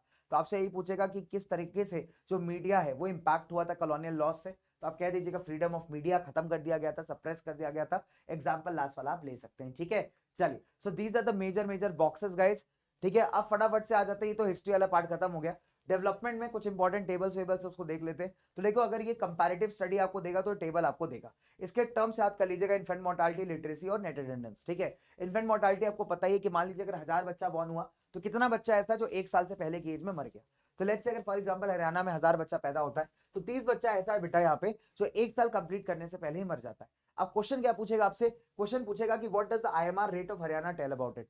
तो हरियाणा का आईएमआर रेट काफी हाई है, व्हिच मींस दैट कि basic health care facilities Haryana के अंदर अच्छी नहीं है। ठीक है, केरला का कम है, दैट मींस यहाँ पे हेल्थ केयर भी अच्छा है, लिटरेसी रेट तगड़ा है, मतलब एजुकेशन भी बढ़िया है, और लाइफस्टाइल कंपैरेटिव लोगों का क्वालिटी ऑफ लाइफ बढ़िया है। नेट अटेंडेंस रेशियो अगर कभी आपसे पूछता तो याद रखिएगा दोस्तों कि 14 से 15 एज ग्रुप के बीच में अगर मान लीजिए 100 बच्चा है तो 100 में कितना बच्चा एक्चुअली जो है स्कूल जाता है। ठीक है, तो 14 से 15 एज ग्रुप के अंदर जो टोटल बच्चा है उसके हिसाब से कितना बच्चा ऐसा जो एक्चुअली स्कूल अटेंड करता है, ये आपका नेट अटेंडेंस रेशियो हो गया। ठीक है, चलिए सेक्टर्स ऑफ इंडियन इकोनॉमी में देख लेते हैं एक बार। कांता और कमल का एग्जांपल दिया हुआ दोस्तों। देखिए कांता का जो कंडीशन है वो सभी का सभी ऑर्गेनाइज सेक्टर वाला है, और कमल का जो कंडीशन सभी सभी अनऑर्गेनाइज है। तो आपसे ये दे सके, ये मान लीजिए एक एग्जांपल देके पूछ सकता है आपसे कि बताइए यहाँ पे जो गिवन कंडीशंस हैं वो किसको डिफाइन करती हैं and what are the differences in it. तो आप समझ जाइएगा ऑर्गेनाइज अनऑर्गेनाइज के बारे में पूछा गया है। ठीक है, मनी एंड क्रेडिट की बात कर ले, बहुत प्यारा चैप्टर, बिकॉज इससे जो है ना बेटा चेक वाला क्वेश्चन बहुत ज्यादा आता है, तो चेक बेस्ड क्वेश्चन आपसे पूछ सकता है। अब देखो चेक को ध्यान से समझिएगा, चेक क्या है, एक ऐसा पेपर है जो इंस्ट्रक्ट करता है बैंक को कि जिसने चेक इशू किया है उसके अकाउंट से पैसा काटेगा और जिसके नाम पे इश्यू है बेटा उसके अकाउंट में जमा हो जाएगा। फॉर एग्जांपल सलीम भैया थे हमारे, उन्होंने कहा कि प्रेम कुमार को 57,000 रुपीज दे दीजिए, तो बैंक क्या करेगी यहाँ पे, प्रेम कुमार से 57,000 काटेगी, और सॉरी सलीम से बेटा यहाँ पे 57,000 काटेगी और प्रेम कुमार के अकाउंट में डिपॉजिट कर देगी। ठीक है, तो अब क्वेश्चन क्या आया था मैं आपको बताता हूँ। क्वेश्चन आया था, आपसे पूछा था, एक चेक दे दिया था और पूछा था चेक का नंबर बताइए। ठीक है, तो यहाँ पे कुछ डिटेल्स देख लेते हैं। नंबर 1, ये जो आपको दिखा हुआ है बेटा आपका अकाउंट नंबर होता है, इसको हम आईएफएससी कोड या बैंक ब्रांच कोड कहते हैं। स्टार्टिंग में लिखा होगा देखो 01690 ऐसा करके दिया, ये बैंक ब्रांच कोड है। और जो स्टार्टिंग का नंबर है, ये वाला जो नंबर है ना बेटा, ये कहलाता है आपका चेक नंबर। तो ये याद रखिएगा, ये बाकी कोडिंग बाय द बैंक है। ये सिग्नेचर हो गया, amount in words, amount in numbers. ठीक है, चलो अब ये क्वेश्चन भी आपका पेपर में आया हुआ है। उन्होंने पूछा है कि यहाँ पे किस तरीके से बैंक अर्न कर रहा है। तो बैंक सिंपल है, बैंक कैसे अर्न करेगा, बैंक कैसे अर्न करता है, बैंक की जो अर्निंग है दैट इज इक्वल टू जो उसने यहाँ पे बोरोवर से चार्ज किया इंटरेस्ट, ठीक है, और जो उसने आपको दिया, दोनों में माइनस कर दीजिए, जो बच गया वो बैंक का अर्निंग है। तो बैंक क्या करता है, सिंपल सी बात है, यहाँ पे आपसे पैसा लेता है,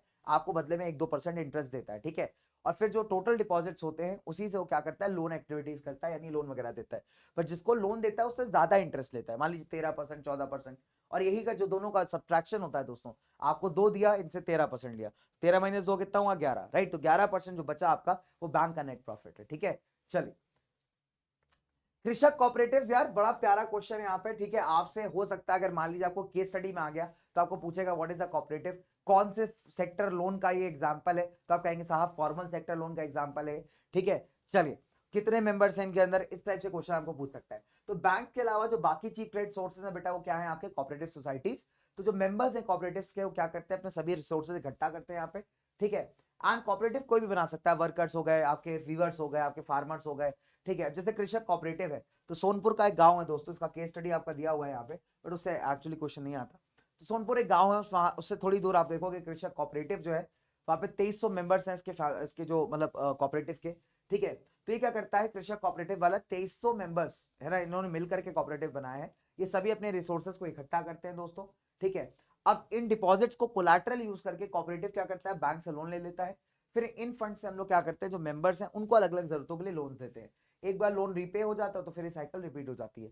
किस किस चीज के लिए लोन मिलता है बेटा, ध्यान देखिएगा, एग्रीकल्चरल इंप्लीमेंट्स के लिए, कल्टीवेशन के लिए, व्यापार के लिए, मछली पालन के लिए, ठीक है, घर वर बनवाने के लिए। तो इन सभी चीजों के लिए लोन बेटा ये लोग आपस में दे देते हैं।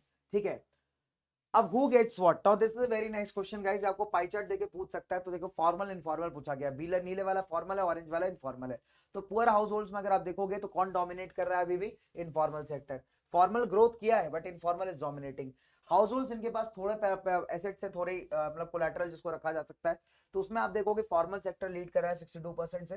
ठीक है, और फिर उसके बाद देखोगे वेल ऑफ हाउस होल्ड, जो थोड़े ठीक ठाक पैसे वाले लोग हैं, वहां पे भी फॉर्मल सेक्टर लीड कर रहा है 73% से। उसके बाद आप देखोगे रिच हाउस होल्ड्स में एक दिक्कत आई है, वो ये है कि जब पुराना डेटा आप देखते हैं ना दोस्तों, तो वहां पे रिच हाउस होल्ड में 90% आदमी फॉर्मल से लेता था, 10% इनफॉर्मल से। बट अभी ये यहाँ पे इंक्रीज हो चुका है कि 83% फॉर्मल से ले रहा है और 17% इनफॉर्मल से। आपसे ये पूछ सकता है इन जनरल आप क्या इन्फर करते हैं इस चीज से, तो आप क्या समझते हो, तो आप क्या समझते हो, जो पुअर हाउस होल्ड है वो अभी भी किस पे ज्यादा डिपेंडेंट है बेटा, आपके इनफॉर्मल सोर्स ऑफ क्रेडिट पे। ठीक है, ग्रामीण बैंक ऑफ बांग्लादेश, बहुत ही प्यारा क्वेश्चन है, ये केस स्टडी दे सकता है। इसके डेवलपर कौन है, फाउंडर कौन है, प्रोफेसर मोहम्मद यूनिस है, 2006 में नोबेल पीस प्राइज मिला था। इन्होंने क्या किया बच्चे, एक छोटा सा ग्रामीण बैंक स्टार्ट किया था 1970s के अंदर, छोटे प्रोजेक्ट के फॉर्म में, और 2018 में 9 मिलियन मेंबर्स इसके हैं। ठीक है, 81,600 विलेजेस में फैला हुआ है। ऑलमोस्ट जितने भी बोरोवर्स हैं इसके विमेन है, पुअरेस्ट सेक्शन से बिलोंग करते हैं। तो ये दिखाता है कि सस्ता क्रेडिट अगर आप देते हो पुअर को तो उनको एक अच्छा चांस मिलता है यहाँ पे ग्रो करने का। ठीक है, फेडरलिज्म पे आ जाते हैं, let's come to federalism guys. ठीक है, तो क्वेश्चन है सीधा लिंग्विस्टिक डाइवर्सिटी। अब देखो आपका पावर शेयरिंग में खलील डेलवा वाला क्वेश्चन दिया हुआ है, मतलब वो पैराग्राफ दिया हुआ, बट उससे क्वेश्चन कभी नहीं पूछा गया, उसको आप स्किप कर सकते हो। ठीक है, इससे क्वेश्चन उठ के चला आया था एज इट इज आपके पेपर्स के अंदर कि how many languages do we have in India, answer depend करता है आप कैसे काउंट करते हो। लेटेस्ट इंफॉर्मेशन बताती है 2011 का सेंसस कि भारत में 1300 अलग अलग टाइप के लैंग्वेजेस हैं। अब कुछ लैंग्वेजेस ऐसी हैं जो किसी बड़ी लैंग्वेज का पार्ट है, तो हमने उसको ग्रुप कर दिया, बट ग्रुप करने के बाद भी अगर आप देखोगे दोस्तों तो काफी सारी आपको लैंग्वेजेस दिखाई देंगी। ठीक है, तो अब ये मान लीजिए फॉर एग्जांपल जो आपकी भोजपुरी, बुंदेलखंडी वगैरह, इसको आपने हिंदी के अंदर ग्रुप कर दिया, तो इवन आफ्टर ग्रुपिंग आपके पास ना 121 मेजर लैंग्वेजेस हैं। अब 121 में से 22 लैंग्वेज आपके 8th शेड्यूल में दी हुई है। तो क्वेश्चन आ जाता है कि यार कहां पे दी हुई है, तो आप क्या लिखोगे, 8th शेड्यूल में कितनी है, 22 लैंग्वेजेस। इनको हम शेड्यूल्ड लैंग्वेजेस कहते हैं, और बाकी जो नहीं है बेटा उसको हम क्या कहते हैं, नॉन शेड्यूल्ड लैंग्वेजेस कहते हैं। ठीक है, चलिए अब ध्यान से देखिएगा, कि अगर हम क्लोजर लुक देखें तो अपने को समझ में आ जाएगा कि कोई भी लैंग्वेज अगर हम देखेंगे बच्चों, तो no one language is the mother tongue of majority. Largest language Hindi जो है ना बेटा 40% लोगों की ही मदर टंग है। और अगर हम इसमें से उन लोगों को भी ऐड करते हैं जो कहते हैं हिंदी उनका थर्ड लैंग्वेज है या सेकंड लैंग्वेज है, तो भी 50% से कम ही मिलने वाला है। इंग्लिश 0.02% लोगों की ही मदर टंग है, और 12-11% कहते हैं कि उनको इंग्लिश जो है उनके लिए सेकंड या थर्ड लैंग्वेज है। ठीक है, तो इस शेड्यूल्ड लैंग्वेजेस का पूरा डेटा दिया हुआ है, तो आप देख सकते हो यहाँ पे कि इवन सभी, मतलब आप हिंदी को हम लोग इतना इंपॉर्टेंस देते हैं ना दोस्तों, बट हिंदी 50% जनता नहीं बोलती है। ठीक है, 50% से भी कम जनता हिंदी बोलती है, तो यू कैन सी दैट। और नेग्लिजिबल, एन का मतलब है कि ना के बराबर। संस्कृत तो बच्चा हम लोग स्कूल में थोड़ा बहुत पढ़ लेते हैं, बट कोई खास इसको बोलता नहीं। तो ये सभी क्या है बेटा, ये सभी अपनी क्या है बच्चों, हमारी शेड्यूल्ड लैंग्वेजेस हैं। अब इसको एक बार पढ़ के चले जाना, कई बार मैच द फॉलोइंग में भी क्वेश्चन आपको दे सकता है। अगली बात, अच्छा फेडरलिज्म के अंदर एक और चीज मैं आपको बता दूं, फेडरलिज्म में बच्चे आपको सब्जेक्ट्स के रिगार्डिंग भी क्वेश्चन देता है। फेडरलिज्म में याद रखिएगा सब्जेक्ट्स के रिगार्डिंग क्वेश्चन देता है।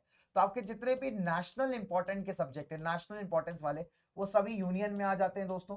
फिर एग्रीकल्चर हो गया, पुलिस हो गया, ट्रेड वगैरह हो गया, थोड़ा बहुत लोकल इंपॉर्टेंस का, वो आपका स्टेट में आ जाते हैं। और कॉन्करेंट में आपका एनवायरमेंट, पर्यावरण, मैरिज, अडॉप्शन, ये सभी आपके कॉन्करेंट लिस्ट के, जिसपे दोनों लॉज बना सकते हैं। रेसिडुअरी में इंफॉर्मेशन टेक्नोलॉजी, मान लो आपसे पूछा कि आर्टिफिशियल इंटेलिजेंस का जो सब्जेक्ट है वो किसके अंदर जाएगा, तो आपको पता है एआई अभी की बात है, और एआई अभी की बात है तो मतलब रेसिडुअरी सब्जेक्ट का पार्ट होना चाहिए। तो ये क्वेश्चन मैच द फॉलोइंग में बहुत बार आता है, फेडरलिज्म से याद रखिएगा।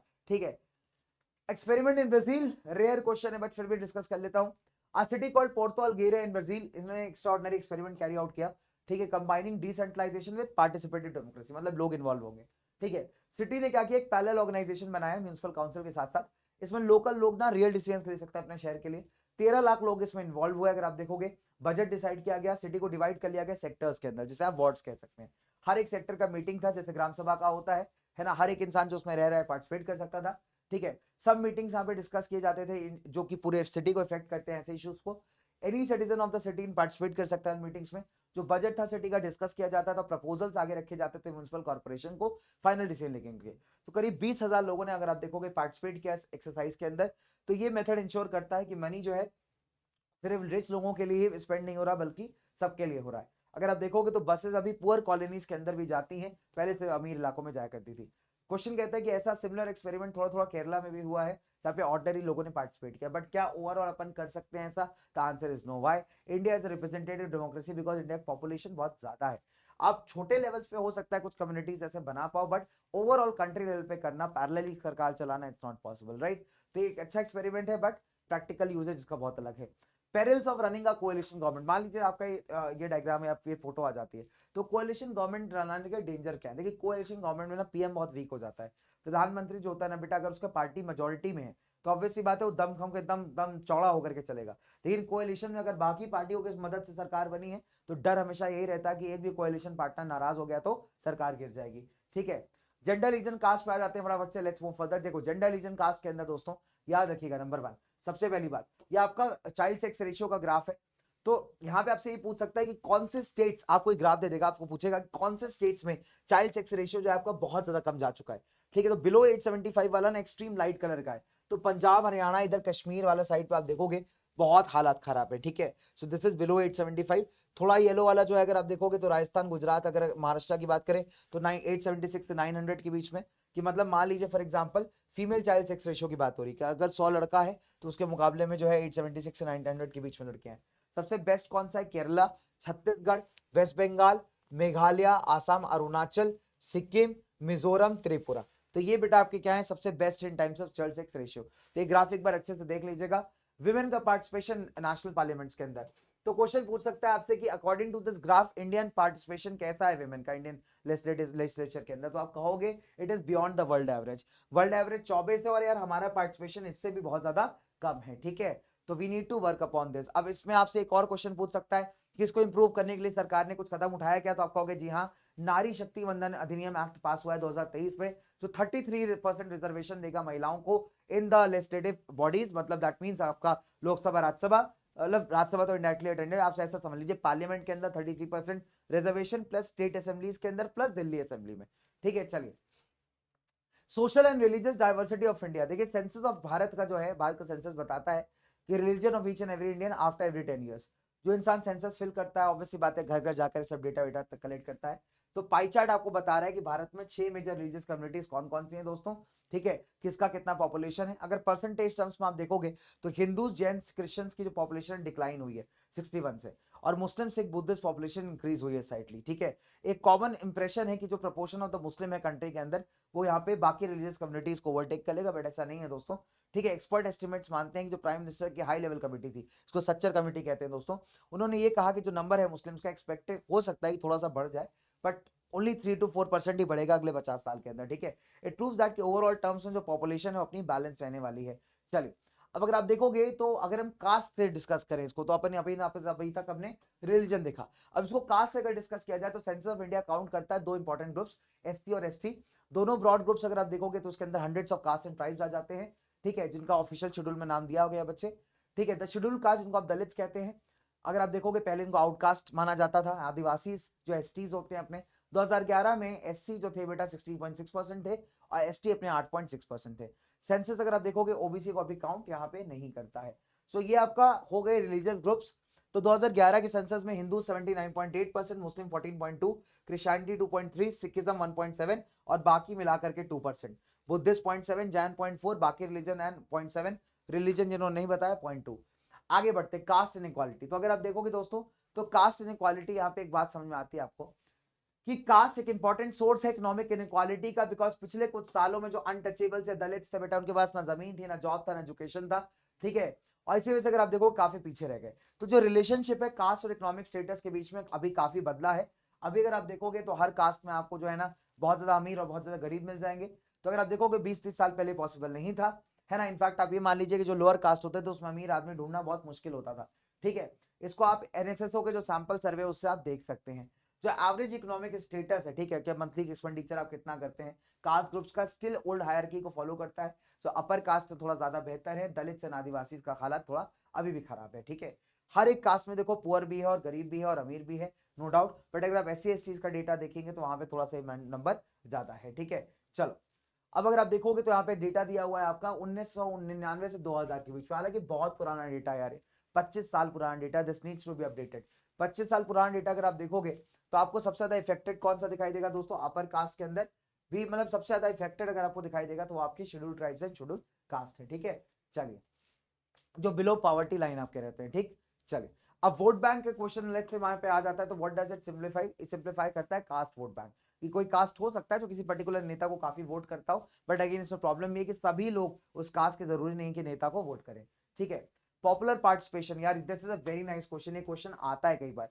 देखो, कहा जाता है कि पॉलिटिकल पार्टीज एक क्राइसिस फेस कर रही है बिकॉज वो बहुत अनपॉपुलर है, ठीक है। और अवेलेबल एविडेंस अगर आप देखोगे तो ये बात इंडिया के केस में बहुत पार्शियली ट्रू है। देखो, वर्ल्ड में कहा जा रहा है कि पॉलिटिकल पार्टीज क्राइसिस फेस कर रही है, how far it is true, अगर आपसे क्वेश्चन आ गया तो आप कहोगे देखिए हो सकता है वर्ल्ड में ऐसा हो, बट इंडिया में ऐसा नहीं है। इंडिया में अगर आप देखोगे तो मतलब लोगों का ना एक तरीके से बहुत अलग ही अट्रैक्शन है पॉलिटिकल पार्टीज की तरफ। देखो, अगर आप देखोगे तो मतलब एक सर्वे कंडक्ट किया गया, उसमें पता चला कि पॉलिटिकल पार्टीज बहुत ट्रस्ट एंजॉय नहीं करती साउथ एशिया में, और जो नंबर ऑफ पीपल जो कहते हैं कि वो पॉलिटिकल पार्टीज को ट्रस्ट करते हैं बहुत ज्यादा नहीं है, ठीक है। अच्छा, अब अगर देखोगे the same is true for most of the democracies also. Political parties अगर आप देखोगे तो पूरे वर्ल्ड में लीस्ट ट्रस्टेबल इंस्टीट्यूशंस माने जाते हैं, ऑब्वियसली बातें, नेता कोई भरोसा नहीं होता। फिर भी अगर आप देखोगे जो लेवल ऑफ पार्टिसिपेशन एक्टिविटीज के अंदर वो बहुत हाई है। तो ऐसे लोग जो ये कहते हैं कि वो किसी ना किसी मेंबर के पॉलिटिकल पार्टी के मेंबर्स हैं, वो काफी हाई था इंडिया में compare to their other countries. तो इंडिया में जो पॉलिटिक्स है थोड़ी अलग तरीके से चलती है, तो इंडिया में आपको पता है कि राजनीति बहुत ज्यादा होती है, राइट। तो अगर इसको कंपेयर करें किसी फॉरेन के साथ या किसी और कंट्री के साथ, तो इंडिया के हालात थोड़े बेटर है, यहाँ पे इंडिया में पार्टिसिपेशन ज्यादा आपको दिखता है। पिछले 30 सालों के अंदर जो number of those people India में जो कहते हैं कि मैं किसी ना किसी पॉलिटिकल पार्टी का मेंबर हूँ, उनका नंबर बढ़ गया है यहाँ पे, ठीक है। चाचा विधायक है हमारे, ऐसे लोग बहुत ज्यादा मिल जाएंगे आपको। और जो ये कहते हैं कि मैं एक पॉलिटिकल पार्टी से क्लोज फील करता हूँ, उसका नंबर भी भारत में बढ़ा है। तो आपसे एक क्वेश्चन पूछ सकता है कि how is this not true for India, कि political parties are facing a crisis in the world, ये बात भारत के लिए सच साबित क्यों नहीं होती। तो आप 3 पॉइंटर्स यहाँ से लिख सकते हैं, अगर लेट्स से क्वेश्चन आ जाता है फॉर एग्जांपल। तो पहला आप लिखेंगे दोस्तों यहाँ पे कि नंबर ऑफ पीपल जो कहते हैं कि मैं किसी मेंबर हूँ किसी पॉलिटिकल पार्टी का, वो इंडिया में हाई है। दूसरा आप लिखेंगे कि लास्ट 3 डेकेड्स में नंबर ऑफ पीपल जो कहते हैं कि भाई मैं पॉलिटिकल पार्टी से रिलेटेड हूँ, वो भी हाई है। और जो कहते हैं मुझे अट्रैक्शन है, क्लोज फील होता है, वो भी काफी हाई है, ठीक है। चलिए, वन पार्टी कंट्री, तो अगर आप देखोगे कार्टून का ड्रॉ किया गया था जॉर्ज बुश के टाइम पे, रिपब्लिकन पार्टी का मेंबर था यूएस में, प्रेसिडेंट रह चुका है। पार्टी का सिंबल आप देखोगे एलिफेंट है। तो कार्टून ये सजेस्ट करता है कि जो कॉर्पोरेट अमेरिका है वो सभी इंस्टीट्यूशंस को कंट्रोल करती है। अमेरिका कैपिटलिस्ट सोसाइटी, मतलब यहाँ प्राइवेट सेक्टर बहुत ज्यादा तगड़ा है। आप देखोगे जो आपका जनरली जो प्रेसिडेंट भी बनता है ना वो भी कोई बिजनेसमैन वगैरह ही होता है दोस्तों। Read the following passage. देखो मोहम्मद यूनुस के बारे में बताया गया पूरा, जिसके बारे में हम पढ़ के चले आ रहे थे ग्रामीण बैंक वाले में। तो आपको ये पूछता है कि क्या मोहम्मद यूनुस को पॉलिटिक्स ज्वाइन करनी चाहिए। अभी आप देखोगे तो पॉलिटिक्स में इन्वॉल्व भी है वो, ठीक है। चलिए, तो एक बड़ा प्यारा सा क्वेश्चन है, इसको आप रीड कर सकते हो, मैं आपके लिए एक्स्ट्रा लेकर के आ गया हूँ। और अच्छा, ये हो गया support for democracy, this is a nice question from outcomes. तो यहाँ पे आपसे पूछ सकता है चार्ट दे करके, लेट्स से आपको चार्ट दे दिया और आपसे ये पूछा कि what do you analyse from this chart, आप क्या एनालाइज करते हैं, क्या समझते हैं। तो आप ये समझते हैं कि बच्चों की जिन कंट्रीज में डेमोक्रेसी नहीं है वहां भी लोग डेमोक्रेसी को ही प्रेफर करते हैं, और जिन कंट्रीज में है वहां तो लोग करते ही करते हैं, विच मींस दैट कि डेमोक्रेसी ने अपने लिए एक सपोर्ट जनरेट किया है, जो उसका एक आउटकम है, ठीक है। तो उसके बाद आगे बढ़ेंगे फटाफट से, इकोनॉमिक आउटकम्स ऑफ डेमोक्रेसी। ठीक है, डेमोक्रेसी के जितने भी स्टूडेंट्स हैं उन्होंने मतलब जो पढ़ लेते हैं इसके बारे में, उन्होंने डेटा तैयार किया, उससे पता चला अपने को कि यार जो अपना ग्रोथ है डेमोक्रेटिक कंट्रीज और डिक्टेटरशिप्स के अंदर, उसमें डिक्टेटरशिप थोड़ा सा जीत गया, थोड़ा स्लाइट मार्जिन से। लेकिन ये प्रॉब्लम नहीं है दोस्तों, प्रॉब्लम ये नहीं कि इकोनॉमिकली जो है डेमोक्रेसी ग्रो करना चाहिए, प्रॉब्लम ये है कि इकोनॉमिक जो इनइक्वालिटी है वो डेमोक्रेटिक कंट्रीज में बहुत ज्यादा है, और इस पे काम करने का यहाँ पे जरूरत है। तो अगर ये दो टेबल्स आपको देता है तो ये कंक्लूजन आप यहाँ से निकाल सकते हैं, ठीक है। चलिए अगली बात करते हैं। तो ये अगर आप देखोगे तो इनकम इनइक्वालिटी को हाईलाइट करता हुआ आपका एक पिक्चर है। तो आप देख सकते हो कि यहाँ पे जो वर्ल्ड की रिच है मैक्सिमम इनकम लेकर के भाग गए हैं, विच शोज दैट कि इनकम इनइक्वालिटी हाई है, अमीर आदमी अमीर होता जा रहा है, गरीब आदमी गरीब होता जा रहा है। ये देखो, ये क्वेश्चन बहुत प्यारा है दोस्तों। तो ये जो लेडी है इनका नाम है रोजा पार्क्स। तो रोजा पार्क्स अगर आप देखोगे स्टैंड करती हैं डिग्निटी एंड फ्रीडम के लिए, कि हर इंसान का मान सम्मान होता है। तो एक ब्लैक लेडी थी, जब इनको बोला गया अपनी सीट छोड़ने के लिए तो ये लोग ये डटी नहीं, वहां से नहीं हटी। तो डिग्निटी एंड फ्रीडम को हाईलाइट करता है the outcome of democracy, democracy is the best government, इस चीज को एडजस्ट करने के लिए, ठीक है। तो ये इस पिक्चर का सिम्बलाइजेशन है। फिर ऐसे नन्नू के बारे में अगर आप देखोगे आरटीआई वाला एक क्वेश्चन है। तो आरटीआई किससे रिलेट करता है बेटा, ट्रांसपेरेंसी फीचर से, कि डेमोक्रेसी क्या होती है, काउंटेबल रिस्पॉन्सिबल एस्टिमेट सरकार होती है, और ट्रांसपेरेंसी फीचर इसके अंदर होता है, अगर आपको जानना है कि कोई डिसीजन कैसे लिया गया है तो आप इसके थ्रू ले सकते हो। सो ये आप बढ़िया से रीड कर लोगे एक बार। Source of credit in rural India, तो अगर आप देखोगे प्यारा सा टॉपिक है, इस हिसाब से क्वेश्चन पूछ सकता है कि what is the major source of credit according to the spy diagram. तो आप कहोगे कि सर अभी तो कमर्शियल बैंक है, विच मीन फॉर्मल सेक्टर यहाँ पे इंक्रीज हुआ है। क्या चीज अभी यहाँ पे नेगेटिव है, तो आप देखोगे कि अभी मनी लेंडर्स वगैरह से लोग लोन ले रहे हैं, विच मीन्स कि अफोर्डेबल क्रेडिट अभी भी काफी लोगों को अवेलेबल नहीं है, तो पुअर आदमी अभी भी इनफॉर्मल सेक्टर की तरफ ज्यादा जाता है, ठीक है। अभी आगे अपनी कुछ पिक्चर्स, एडिशनल बोना पिक्चर्स मैं आपको देता हूँ फटाफट से। ये जर्मन एल्मनाक, एल्मनाक मतलब एक तरह की किताबें चलती थी उस जमाने में, ठीक है। तो उसका ये कवर है जिसको डिजाइन किया था जर्नलिस्ट आंद्रेयास रबान ने। तो अगर आप देखोगे बास्टील का प्रिजन का इसमें यहाँ पे इमेज लगाया हुआ है, और रेवोल्यूशनरी क्राउड आपको साइड में दिख जाएगा, ठीक है। तो अगर आप देखोगे दोस्तों यहाँ पे एक तरीके से मतलब इसने ये कहा है कि लोगों को अपनी फ्रीडम जो है खुद यहाँ पे छीननी पड़ेगी। तो that is a kind of mobilisation. अब यहाँ पे देखो रोमांटिसिज्म से रिलेटेड पिक्चर है, ठीक है। तो massacre at Chios, Eugene Delacroix. तो फ्रेंच पेंटर डेलाक्रॉक्स थे, ठीक है, one of the most important French romantic painter है। This is a nice question. Romanticism पे सवाल बनता है तो आपसे पूछ सकता है कि कौन सा रोमांटिक पेंटर था ये। तो इसका नाम है डेलाक्रॉक्स, ठीक है। अब अगर आप देखोगे एक ऐसे इंसिडेंट को दिखाया गया जहां पे 20,000 ग्रीक्स को मार दिया गया था टर्किश लोगों के द्वारा on the island of Chios. तो by dramatizing the incident focusing on suffering of women and children, है ना, इसने जबरदस्त कलर्स वगैरह को यहाँ पे यूज किया हुआ है। डेलाक्रॉइक्स क्या करता है, इमोशंस को अपील करता है। आपको याद होगा कि ये किसको रिलेट कर रहा है, ग्रीक वॉर ऑफ इंडिपेंडेंस को। ग्रीक का एक वॉर चल रहा था ऑटोमन टर्की से अपने आप को फ्री कराने के लिए, तो कहीं ना कहीं सिंपैथी जनरेट करता हुआ बेटा ये पोस्टर है। तो आपसे ये पूछ सकता है कि कौन से इवेंट को रिलेट कर रहा है, that is Greek war of independence, ठीक है। सॉर्टेड है मामला। चलिए आगे बात करते हैं ना, घुसी भी गरीबाल्टी। तो गरीबाल्टी हम जस्ट पढ़ के आ रहे हैं, रेवोल्यूशनरी था। क्या किया था इसने, विक्टर इमानुएल टू को जो है इटली यूनिफाई करने में हेल्प किया था। तो आपको पिक्चर देके पूछ सकता है कि इसका सिग्निफिकेंस क्या है। तो आप देख लीजिए इटली नाम का बूट चढ़ा रहा है, दैट मींस इसको इटली यूनिफाई करने में हेल्प किया था। पोस्टर स्टैम्प, किसका फोटो है यार, मरीन का। मरीन कौन थी, फीमेल एलिगेरी ऑफ फ्रांस। ये किसका फोटो है दोस्तों, जर्मनी का, जर्मेनिया का। किसने पेंट किया था, फिलिप वेट ने। क्वेश्चन आ सकता है कौन बनाया था बेटा, ये फिलिप वेट बनाया था, ठीक है। चलिए फॉलन जर्मेनिया किसको दिखाती है, जो 1848 का आपको याद होगा लिबरल रेवोल्यूशन, जब लिबरल्स ने ट्राई किया था पहली बार जर्मनी को यूनाइट करने का, बट फेल हो गए थे। That is what it shows, ठीक है। इसी का एक और आएगा जिसमें ये ऐसा तलवार लेके खड़ी हुई है जर्मेनिया, पीछे नदी से बह रही है। उसका टाइटल है कि जर्मेनिया किसको गार्ड कर रही है, राइन रिवर को, राइन वैल्यू को, ठीक है। तो क्वेश्चन भी इंपॉर्टेंट है। फिर आपका ये वाला मैप अभी हम थोड़ी देर पहले देख चुके हैं, है ना। चलिए ये बच्चा अगेन चौरी चौरा इंसिडेंट वाला है, ठीक है। तो अगर आपसे पूछता है कि which event it is, Chauri Chaura. Bharat माता का एक और यहाँ पे अगर आप देखोगे फोटो है, और ये रवींद्रनाथ टैगोर से बहुत डिफरेंट है, बिकॉज उसमें बहुत सिंपल दिखाई गई है, यहाँ पे बहुत एग्रेसिव दिखाई गई है। ठीक है। यहाँ पे अगर हम लोग, ये हम लोग ऑलरेडी कर चुके हैं बच्चे क्वेश्चन, ये भी अपन कर चुके हैं गीत गोविंद वाला। ठीक है, ये मैंने आपको बता दिया कि देखिए उस टाइम के पेंटर्स कहते थे कि अगर विमेन को पढ़ा लिखा दोगे तो जेंडर रोल्स रिवर्स कर जाएंगे। तो ये वही वाला पेंटिंग है, और this is very very important because ये आइडेंटिफाई करने के लिए आ चुका है दोस्तों। Lakshminath Bezbaruah, very important, modern Assamese literature के बड़े इंपॉर्टेंट कंट्रीब्यूटर माने जाते हैं, ध्यान दीजिएगा चीज को। ठीक है, तो इन्होंने ग्रैंड मास टेल्स लिखी है जो उनकी बहुत फेमस किताबें हैं, दैट इज बुरी आर साधु, और इन्होंने पॉपुलर सॉन्ग लिखा था ओमर अपना देश यानी ओ माय बिलवेड लैंड। तो ये क्वेश्चन बहुत इंपॉर्टेंट है दोस्तों, this is very very important, पूछा जा चुका है। ठीक है, चलिए आखिरी है बुक्स एंड ऑथर्स। कितना समय ले लिया मैंने आपका, लगभग 1 घंटा यार, सो सॉरी गाइस। ठीक है, बट बहुत सारा कंटेंट था। तो बुक्स एंड ऑथर्स की बात की गई, अब 2x पे चला के देख लीजिएगा, कंप्लीट लिस्ट मैंने आपको बता दिया बुक्स एंड ऑथर्स का। डायमंड सूत्रा पुरानी जापानीज बुक है, 868 AD में लिखी गई थी। चाइनीज अकॉर्डियन बुक का शुरुआत लगभग 594 से स्टार्ट हो गया था। गुटेनबर्ग की पहली किताब बाइबल है। मार्टिन लूथर ने 95 थीसिस लिखे थे, न्यू टेस्टामेंट का ट्रांसलेशन लिखा था। जेम्स अगस्टस हिकी ने मैगजीन स्टार्ट किया था, बंगाल गजट को एडिट करना, इंग्लिश की थी ये। गंगाधर भट्टाचार्य ने पेपर निकाला था आपका बंगाल गजट वीकली बेसिस पे। फिर राजा राम मोहन रॉय की संवाद कौमुदी याद कर लीजिएगा, इसको अपोज करते हुए हिंदू ऑर्थोडॉक्सी क्या स्टार्ट करती है, समाचार चंद्रिका। 1822 में 2 न्यूज़पेपर्स आए थे पर्शियन भाषा के, शमशुल अकबर जामे जहानामा। ठीक है, इसी साल में गुजराती न्यूज़पेपर बॉम्बे समाचार भी आया। अमर जीवान राज सुंदरी देवी 1876 में पब्लिश हुई। पंडिता रामाबाई ताराबाई शिंदे ने अपनी जो है अपर कास्ट हिंदू वुमेन जो है आपकी जो विडोज होती हैं उनके बारे में लिखा है। कैलाश बाशनी देवी ने हार्डशिप्स ऑफ द वुमेन के बारे में लिखा है। राम चड्ढा ने स्त्री धर्म विचार लिखा है, जिसमें बताया कि ओबीडिएंट वाइफ्स कैसे बनना है। ज्योतिबा फुले ने गुलामगिरी लिखी है, कास्ट सिस्टम के ऊपर 1871 में पब्लिश हुई थी। ठीक है, काशी बाबा ने लिखा छोटे बड़े का सवाल। सुदर्शन चक्र बेटा सच्ची कविताएं। गीत गोविंद किसकी है, जयदेव की। अंबेडकर और नेकर लिखते थे कास्ट सिस्टम के बारे में, और बाल गंगाधर तिलक ने लिखा है बेटा मराठा और केसरी, 2 पेपर्स थे इनके। ठीक है, चलो so this completes your entire list guys and thank you so much. ठीक है, धन्यवाद भाई आपका, बहुत सारे यहाँ पे खाली रह गए पेजेस, चलिए कोई बात नहीं। सो धन्यवाद आप सभी बच्चों का, थैंक यू सो मच बच्चों। उम्मीद है मजा आएगा आपको ये वीडियो देख करके। 2x पे फटाफट से देख लेना, तो सभी सोर्सेज वगैरह सब एक्सप्लेन कर दिया मैंने in one single video. Bye everyone, take care बच्चा वाड़ी, love you guys, all the best.